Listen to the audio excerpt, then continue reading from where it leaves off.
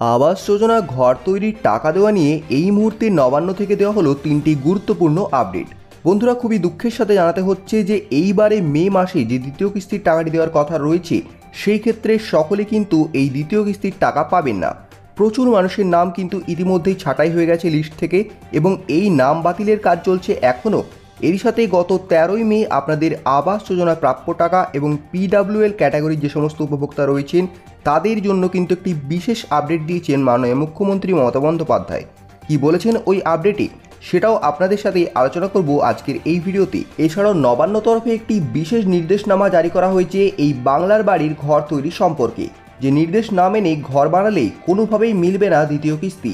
কী নতুন নির্দেশাবলী দেওয়া হলো, কী কাগজপত্র জমা করতে বলা হচ্ছে সেখানে, সেই বিষয়ে আপনাদেরকে জানিয়ে দেব যাতে আপনাদের দ্বিতীয় কিস্তির টাকা পেতে কোনো রকমের অসুবিধা না হয়। এবং বন্ধুরা, তাই আপনাদের অনুরোধ করব ভিডিওটি একদমই শেষ পর্যন্ত দেখার জন্য। এবং আপনারা যদি এই রকমের গুরুত্বপূর্ণ আপডেট সবার আগে পেতে চান আপনারা কিন্তু অবশ্যই আমাদের চ্যানেলটি সাবস্ক্রাইব করে নেবেন এবং তার পাশে থাকা বেল আইকনে ক্লিক করে সেটিকে অল নোটিফিকেশনে অন করে দেবেন।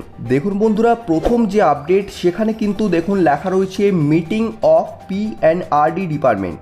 মিটিং ডিটেলসে দেখুন লেখা রয়েছে বাংলার বাড়ি গ্রামীণ রিভিউ মিটিং, অর্থাৎ আপনাদের যে বাংলার বাড়ি গ্রামীণ তার কিন্তু এখানে মিটিং হয়েছে। অর্থাৎ আপনাদের টাকা দেবে কবে, কাদের টাকা দেবে কাদের দেবে না এই সম্পর্কে কিন্তু এখানে বাংলার বাড়ির যে গ্রামীণ প্রকল্প সেই সম্পর্কে মিটিং হয়েছে। এক্ষেত্রে মিটিংয়ের ডেট এবং টাইমটা দেখে নিন, 13ই মে 2025 বিকেল 4টে। কোথায় হয়েছে? অডিটোরিয়াম 7 বিশ্ব বাংলা কনভেনশন সেন্টার। কী নিয়ে হয়েছে অথবা কাদেরকে দিয়ে অর্গানাইজ করা হয়েছে দেখুন, রুরাল হাউসিং সেল। এর সাথে লক্ষ্য করার যে বিষয় সেটা হচ্ছে যে এজেন্ডা, কি এজেন্ডা ছিল এই মিটিংয়ের? Release of second instalment of eligible houses. আপনাদের যে সেকেন্ড ইনস্টলমেন্ট অর্থাৎ দ্বিতীয় কিস্তি এটার কিন্তু যে রিলিজ করার টাইম সেটা সম্পর্কে একটা মিটিং হয়েছে। এছাড়াও হয়েছে follow up visits of other houses, intervention of non starter houses, technical issues এবং MISC। তো বন্ধুরা, বুঝতে পারছেন যে আপনাদের যে মে মাসে দ্বিতীয় কিস্তির টাকা দেওয়ার কথা হয়েছে সেই সম্পর্কে কিন্তু 13 তারিখেও একটি মিটিং করা হয়েছে এবং নবান্নের পক্ষ থেকে কিন্তু সেই মিটিংটি অর্গানাইজও করা হয়েছে। এরই সাথে নবান্নের পক্ষ থেকে আপনাদের জন্য একটি বিশেষ বিজ্ঞপ্তি প্রকাশিত হয়েছে। দেখুন এখানে লেখা রয়েছে চলতি মে মাসেই 12 লক্ষ উপভোক্তার অ্যাকাউন্টে বাংলার বাড়ির দ্বিতীয় কিস্তির টাকা, অর্থাৎ 12 লক্ষ উপভোক্তাকে কিন্তু দ্বিতীয় কিস্তির টাকা দিতে চলেছে নবান্ন। কাদের দেবে কাদের দেবে না সবটাই কিন্তু এখানে বলা হয়েছে। প্রধানমন্ত্রী আবাস যোজনার টাকা বন্ধ থাকলে কি হবে রয়েছে বাংলার বাড়ি। চলতি মাসে বাংলার বাড়ি প্রকল্পের টাকা পেতে চলেছেন 12 লক্ষ উপভোক্তারা। তবে এই টাকা দুটি ভাগে উপভোক্তারা পাবেন। অর্থ দপ্তরের পক্ষ থেকে জানানো হয়েছে প্রথম পর্যায়ে 8 লক্ষ উপভোক্তার অ্যাকাউন্টে যাবে টাকা। সে টাকা নবান্ন ছাড়তে চলেছে। আরও 4 লক্ষ উপভোক্তা টাকা দেওয়া হবে। জানা গিয়েছে প্রথম পর্যায়ে যে 8 লক্ষ উপভোক্তাকে টাকা দেওয়া হবে তাদের বাড়ি লিন্টন পর্যন্ত কাজ হয়েছে, তাই দ্বিতীয় কিস্তিতে টাকা দেওয়ার শুরুতে এদের আগে টাকা দেওয়া হচ্ছে। বাকি 4 লক্ষ উপভোক্তারাও কাজ তাড়াতাড়ি শেষ করার জন্য নিয়মিত পর্যবেক্ষণ চালাচ্ছে পঞ্চায়েত দপ্তর। মে মাসের মধ্যে সকলের অ্যাকাউন্টে দ্বিতীয় কিস্তির টাকা দেওয়া নিয়ে আশা প্রকাশ করা হচ্ছে। মোদী সরকারের প্রধানমন্ত্রী আবাস যোজনার টাকা না দেওয়ার অভিযোগ বারবার তুলেছেন মাননীয় মুখ্যমন্ত্রী মমতা বন্দ্যোপাধ্যায়।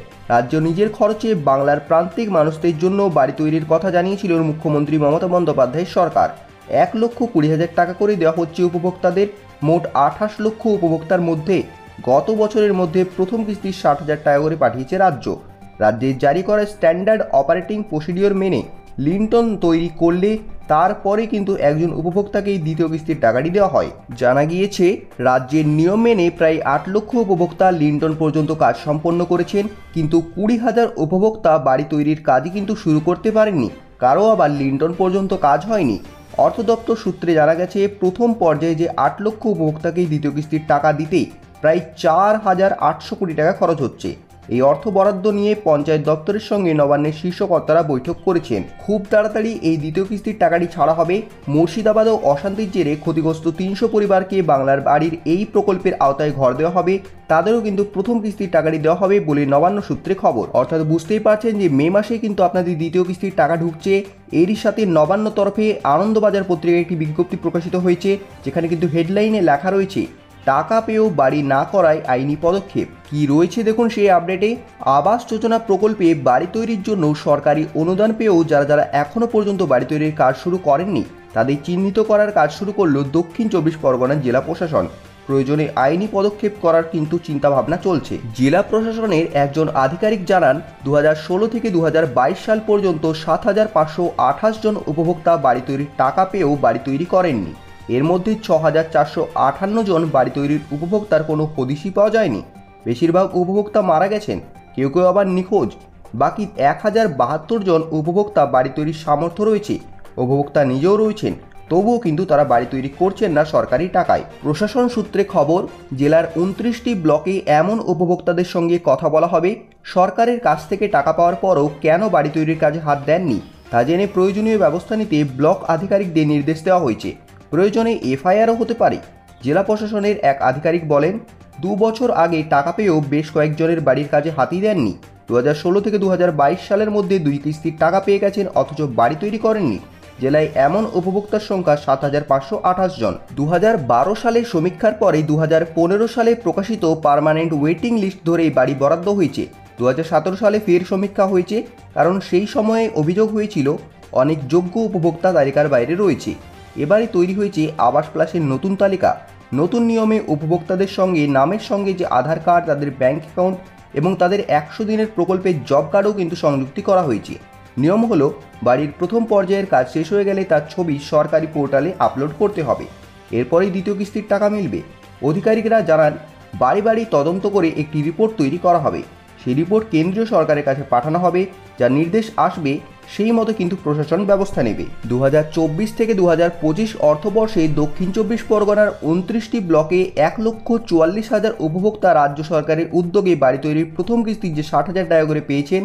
সাগরের বিডিও কানাইয়া কুমার সেক্ষেত্রে বলেন, সম্প্রতি যারা যারা বাড়ি তৈরির টাকা পেয়েছেন তারা দ্রুত বাড়ি তৈরির কাজ শুরু করেন, যে জন্য কর্মসূচি নেওয়া হয়েছে।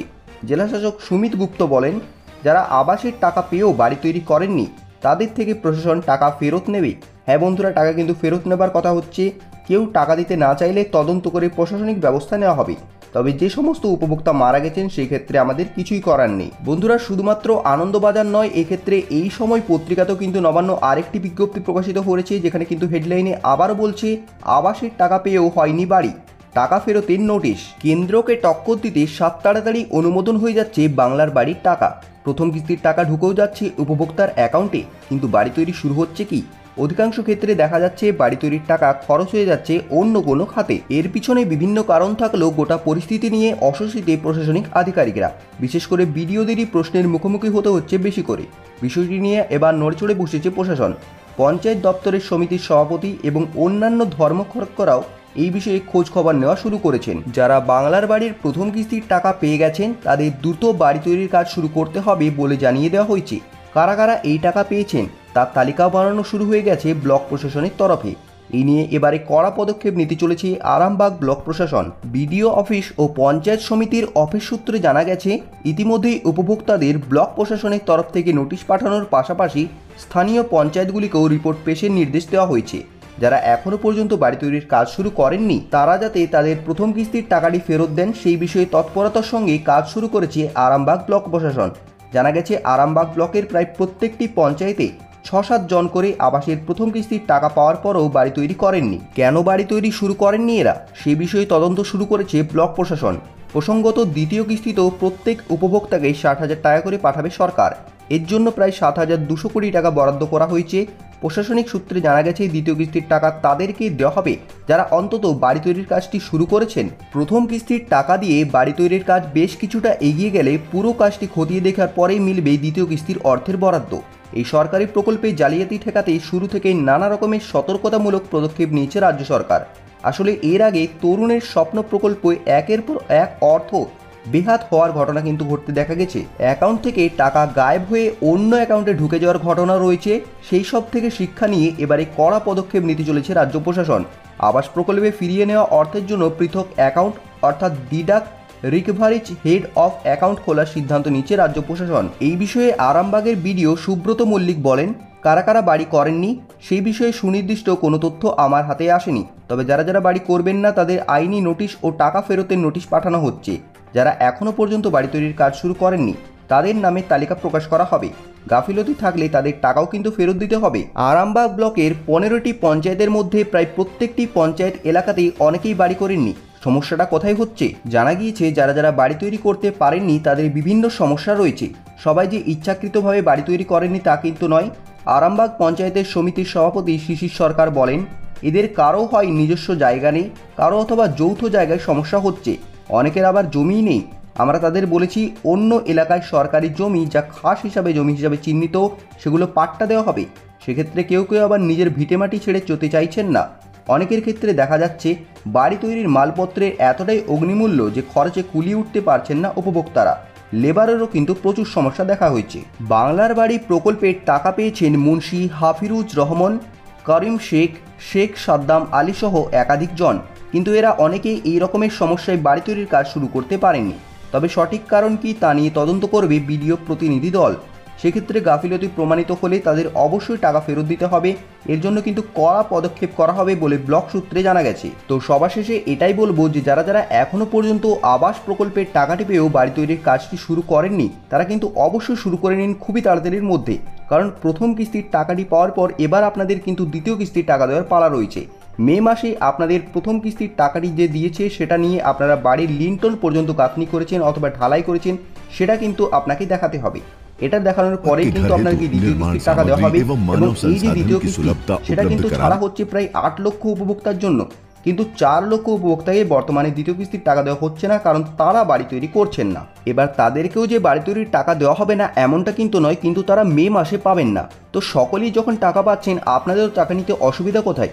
খুবই তাড়াতাড়ি আপনাদের দ্বিতীয় কিস্তির টাকাটি পেতে লিন্টন অবধি ঢালাই করে ফেলুন এবং সেই ক্ষেত্রে কিন্তু আপনারা দ্বিতীয় কিস্তির টাকাটি পেয়ে যাবেন। ভিডিওর প্রথম আপডেটই আপনাদেরকে দেখিয়ে দিয়েছি যে 13ই মে কিন্তু বিকেল 4টেতে আপনাদের দ্বিতীয় কিস্তির টাকা নিয়ে বৈঠক করা হয়েছে, তাই এই মে মাসে আপনাদের দ্বিতীয় কিস্তির টাকাটি আসছে। এরকমের আবাস প্রকল্প সম্পর্কিত গুরুত্বপূর্ণ আপডেটগুলি সবার আগে পাওয়ার জন্য আপনারা কিন্তু অবশ্যই আমাদের চ্যানেলটিকে সাবস্ক্রাইব করে নেবেন এবং তার পাশে থাকা বেল আইকনে ক্লিক করে সেটিকে অল নোটিফিকেশনে অন করে দেবেন।